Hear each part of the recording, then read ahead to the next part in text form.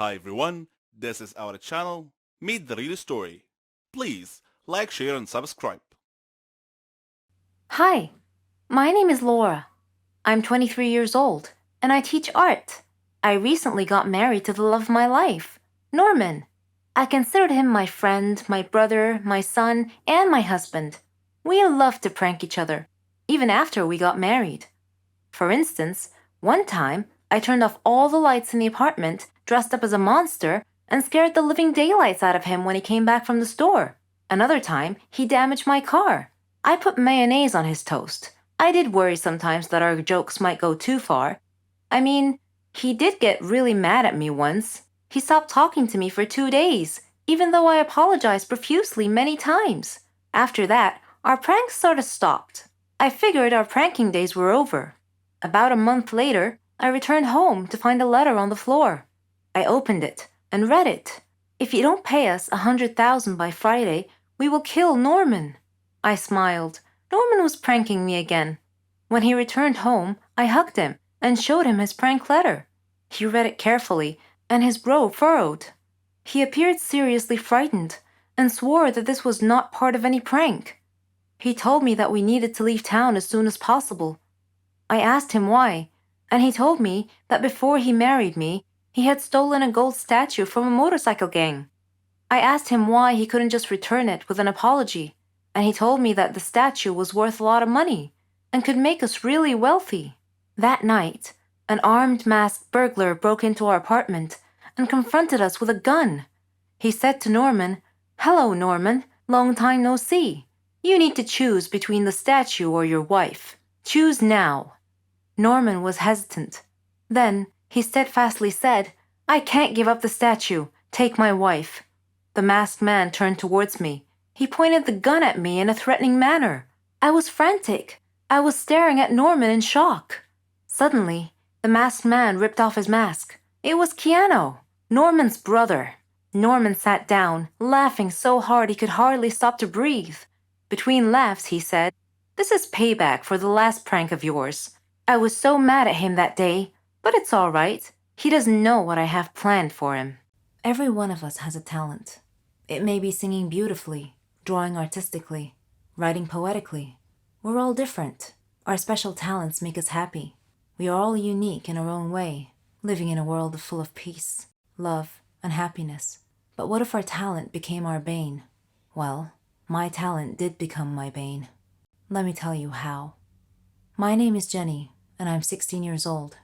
I lived in a quiet neighborhood with my parents and my little brother Matthew. I didn't have a lot of friends or hobbies.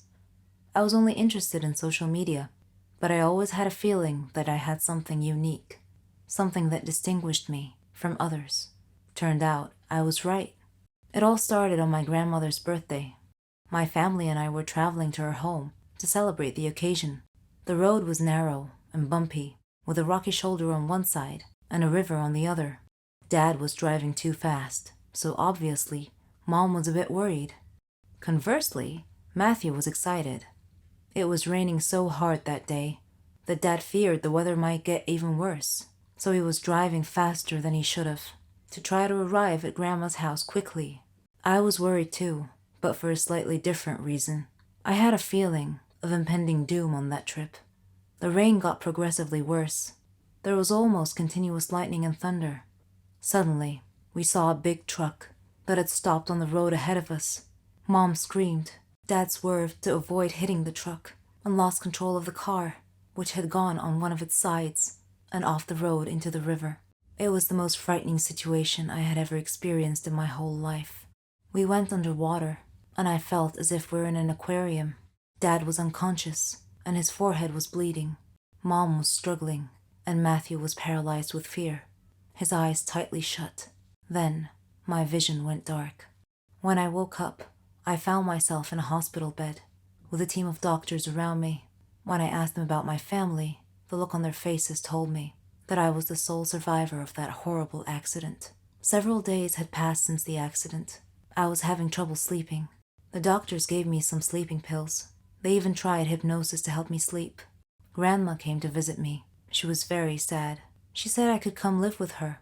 My whole life was turned upside down in an instant. A police officer at the hospital was kind enough to drive Grandma and I to our home.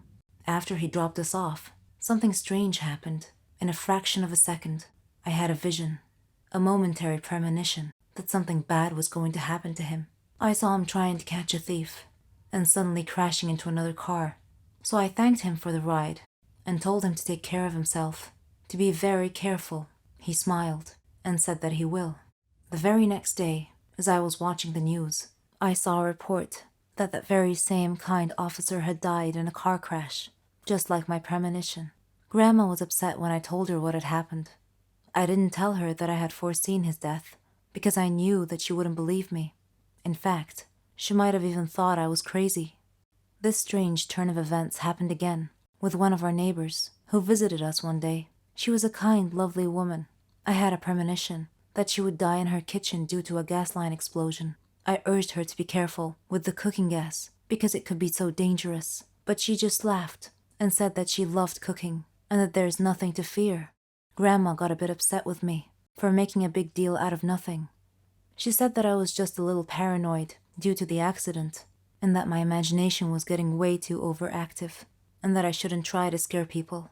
Needless to say, the neighbor that I had warned did indeed die in a gas line explosion 4 days later.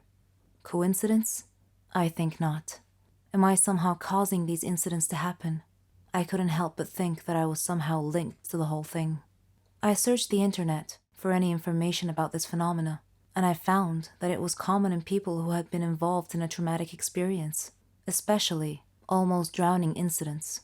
I read a research that said that parts of the subject's brain would become very active.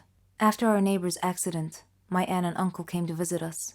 I had missed them a lot, but yet again, I had a premonition that they would have an accident going home, causing their car to explode and crash into the river. 2 days later, they were preparing to leave and head home. I begged them to stay one more night, but they said that they couldn't because they had work the next day. I told Grandma about my premonition, and she scolded me, told me to stop this nonsense. She thought it was my overactive imagination again. My uncle came in as Grandma was scolding me and asked me what was wrong. I wanted to say, "Nothing important, Uncle. Just premonitions of doom, that's all." But I didn't. I went to sleep instead and had a dream that Uncle was going to get run over by a car. Suddenly, I woke up to the sound of Uncle and Grandma's voices. They were talking about me, and it was raining outside. Uncle stood up and said that he had to get something from his car. I sat up straight and shouted, "No, don't go." Uncle said, "Jenny, it'll be fine. I'll just get something from the car." I couldn't dissuade him from going, so I followed him out. Uncle went out to his car and was standing by its door, which was facing the road. Then I saw the headlights. A car was coming down the road, driving towards us. I saw the car hit a flooded spot on the road and suddenly began sliding sideways, right towards Uncle. Instinctively, I made a decision to try and protect him. I had to at least try. I jumped in front of the swerving car. The driver saw me and tried to regain control. Suddenly, I felt a warm sunshine mysteriously coming down from the sky amidst the rain, and I felt calm and safe. And I had one final premonition before everything went dark.